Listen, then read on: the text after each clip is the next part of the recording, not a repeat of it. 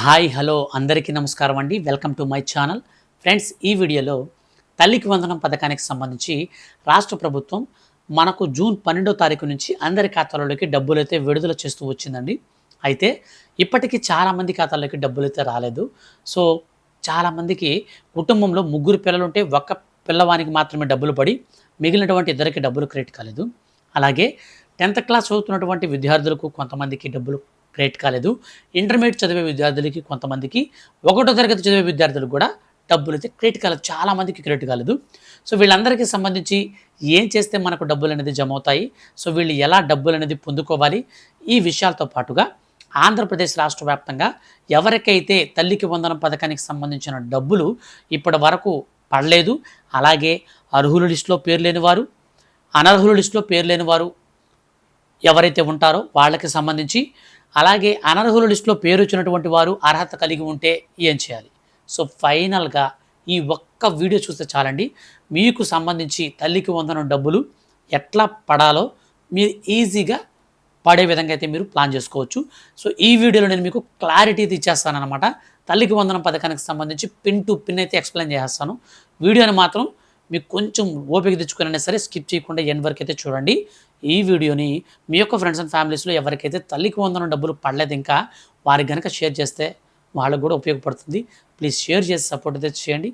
ఫర్దర్గా ఏ చిన్న అప్డేట్ అయినా సరే తల్లికి వందనం కావచ్చు, ఒక అప్డేట్ కనుక వస్తే మిస్ కాకుండా తెలుసుకోవాలనుకుంటే సబ్స్క్రైబ్ అయితే ఛానల్ని చేసుకొని పక్కనే వచ్చే బెల్ సింబల్ని మాత్రం ఆల్ పైన పెట్టుకోండి.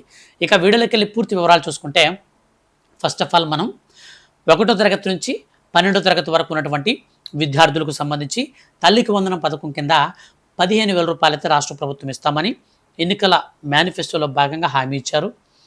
తర్వాత 8,400 పైగా కోట్ల రూపాయలను మనకు నేరుగా ఖాతాలలోకి జూన్ 12న విడుదల చేశారు. అయితే ఇప్పుడు ఒక్కొక్కరి ఖాతాలోకి 15,000 రూపాయలు కాకుండా 13,000 రూపాయల చొప్పున విడుదల చేశారు. సో ఇలా ఎందుకు చేశారంటే, లాస్ట్ గవర్నమెంట్ వచ్చేసి 15,000 రూపాయల్లో 2,000 రూపాయలని స్కూల్ మెయింటెనెన్స్కి, అలాగే టాయిలెట్ మెయింటెనెన్స్ కోసం 2,000 రూపాయలనైతే స్కూల్స్కి తరలించేవారు.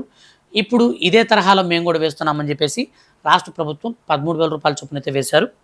అందులో గత ప్రభుత్వం మనకు ఒక్క విద్యార్థికి మాత్రమే డబ్బులు వేస్తే, ఈసారి 64 లక్షల మంది విద్యార్థులకు సంబంధించిన డబ్బులను వాళ్ళ యొక్క తల్లుల ఖాతాలకు విడుదల చేస్తామని రాష్ట్ర ప్రభుత్వం ప్రకటించింది. అయితే ఒక్కొక్క కుటుంబంలో ఎంతమంది విద్యార్థులు ఉంటే అంతమందికి, సో చాలామందికి చూశానండి నేను, 3 ఉన్న వాళ్ళకి పడ్డాయి, 4 ఉన్న వాళ్ళకి పడ్డాయి, 5 మంది ఉన్న వాళ్ళకి కూడా పడ్డాయండి.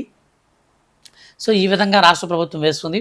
కానీ కొంతమందికి వచ్చేసి ఇంట్లో ఇద్దరుంటే ఒకరికి పడి ఇంకొకరికి పడలేదు, ఇంట్లో 4 ఉంటే ఇద్దరికి పడి ఇంకొక ఇద్దరికి పడలేదు. సో ఇట్లాంటి ప్రాబ్లమ్స్ ఎందుకు వస్తున్నాయంటే, అసలు ఫస్ట్ ఆఫ్ ఆల్ ఈ యొక్క తల్లికి వందనం పథకానికి సంబంధించినటువంటి మార్గదర్శకాలు మనకు అర్థమైతే ఎవరికి పడలేదు, ఎందుకు పడలేదని క్లారిటీ వస్తుంది.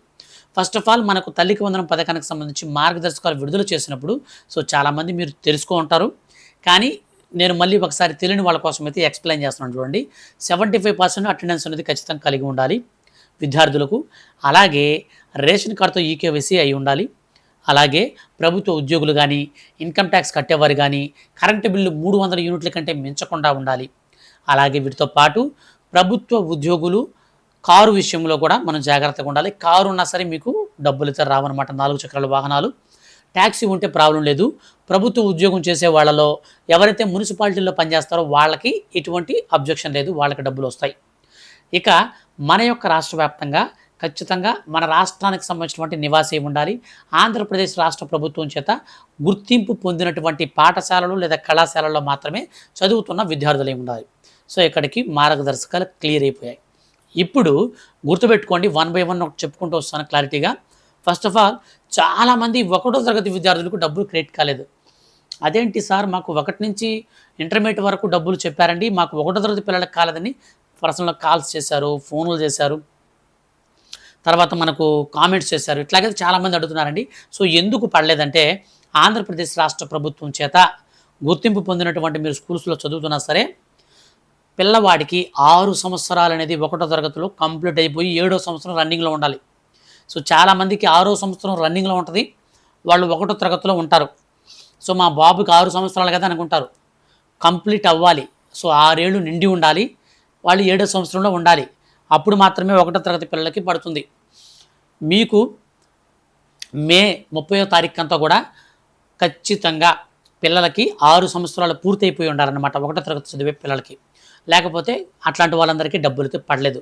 సో మెయిన్ రీజన్ అయితే ఫస్ట్ రీజన్ ఇది.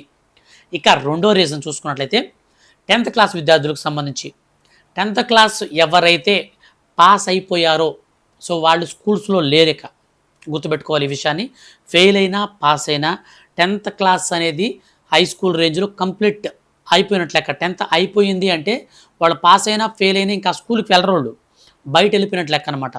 సో కాబట్టి అట్లాంటి వారికి డబ్బులు వేయమనేసి రాష్ట్ర ప్రభుత్వం మార్గదర్శకాలు ఇచ్చిందనమాట. రీసెంట్లీ అప్డేట్లో ఇచ్చింది. దాన్ని కూడా నేను మీకు చూపిస్తాను. సో తర్వాత వచ్చేసి మీకు ఇంటర్మీడియట్లో సెకండ్ ఇయర్ ఎవరైతే చదువుతున్నారో సెకండ్ ఇయర్ చదివే విద్యార్థుల్లో ఫైనల్ ఇయర్ ఎవరైతే కంప్లీట్ అయిపోయిందో వాళ్ళు డిగ్రీ ఫస్ట్ ఇయర్కి ఎలిజిబుల్కి వెళ్తారు. సో వాళ్ళ కాలేజీ లైఫ్ అనేది సెకండ్ ఇయర్తో కంప్లీట్ అనేది అయిపోయింది కాబట్టి అక్కడ ఇంటర్మీడియట్తో, కాబట్టి వాళ్ళకు కూడా డబ్బులు అయితే పడలేదు. సో ఈ ముగ్గురికి, ఈ 3 కేటగిరీల వారికి డబ్బులు అనేది రాష్ట్ర ప్రభుత్వమే స్వయాన వేయలేదు. అయిపోయిందా? ఇక కొంతమందికి వచ్చేసి పిల్లలిద్దరూ 10th బిలో ఉంటారు, ఒకటి పైన 10th బిలో ఉంటారు, అర్హత ఉంటుంది. వాళ్ళలో ఒకరికి పడింది, ఇంకొకరికి పడలేదు. అప్పుడు మీరేం చేయాలంటే ఫస్ట్ ఆఫ్ ఆల్ అర్హుల లిస్టు మీరు చెక్ చేసుకోవాలి. అర్హుల లిస్టులో మీ పేరు ఉంటే, ఇద్దరి పేర్లు ఉండి మీకు డబ్బులు కనుక రాకపోతే మీరు కొన్ని ప్రూఫ్స్ అయితే సబ్మిట్ చేయాల్సి ఉంటుంది. ఎవరెవరికి సబ్మిట్ చేయాలి, ఏంటి సబ్మిట్ చేయాలి? ఒకవేళ మీ యొక్క పేరు అనర్హుల లిస్టులో లేకుండా అర్హుల లిస్టులో కూడా లేదనుకో, అంటే 2 లిస్టులలో లేదు, అర్హులు కాదు అనర్హులు కాదు, మధ్యలో మాయమైపోయింది అనుకోండి, అప్పుడు కూడా మీరు ఏం చేయాలంటే చెప్తాను చూడండి. స్కూల్కి కానీ కాలేజీకి కానీ మీ పిల్లలు చదువుతున్నటువంటి అక్కడికి వెళ్ళండి. స్టూడెంట్ ఐడి అని చెప్పి ఉంటుంది. అది చైల్డ్ ఇన్ఫో సైట్ నుంచి మీకు స్కూల్స్ వారు రాసిస్తారు. సో 10 నుంచి 12, 13, 14 అంకెల లోపు ఉంటుంది అది ఐడి అనేది. సో మీకు ఆ ఐడి అనేది తీసేసుకోండి. ఆ ఐడిని తీసుకున్న తర్వాత నెక్స్ట్ మీరు ఏం చేయాలంటే స్టూడెంట్ యొక్క ఆధార్ కార్డు తీసుకోండి. ఆధార్ కార్డు తీసుకున్న తర్వాత తల్లికి సంబంధించినటువంటి ఆధార్ కార్డు, తల్లి లేకపోతే గార్డియన్ పేరెంట్ ఎవరైతే ఉంటారో వాళ్ళకి సంబంధించినటువంటి ఆధార్ కార్డు తీసుకోండి. తర్వాత మీకు సంబంధించిన ఎవరైతే ఈ యొక్క తల్లి వాళ్ళకి ఆధార్ కార్డు తీసుకున్నారో వాళ్ళకి సంబంధించినటువంటి బ్యాంక్ అకౌంట్ NPCI మ్యాపింగ్ ఉండే బ్యాంక్ అకౌంట్ తీసుకోండి. తీసుకున్న తర్వాత ఇవి ప్రూఫ్స్ అన్నీ తీసుకొని మీకు రన్నింగ్లో ఉన్న ఫోన్ నెంబర్, అంటే ఇప్పుడు ప్రస్తుతం వాడుతున్నటువంటి రీఛార్జ్ ఉన్నటువంటి ఫోన్ నెంబర్ తీసుకోండి. ఆ ఫోన్ నెంబర్ తీసుకొని ఈ 4 ప్రూఫ్స్ తీసుకొని మీరు సచివాలయంకి వెళ్ళాలి. సచివాలయంకి వెళ్తే అక్కడ వాళ్ళు ఏం చేస్తారంటే ఈ నెల 16వ తేదీ నుంచి 20వ తేదీ మధ్యలో మనకు ఈ యొక్క అభ్యంతరాలను స్వీకరించి గ్రీవెన్సీలో పెడతారు.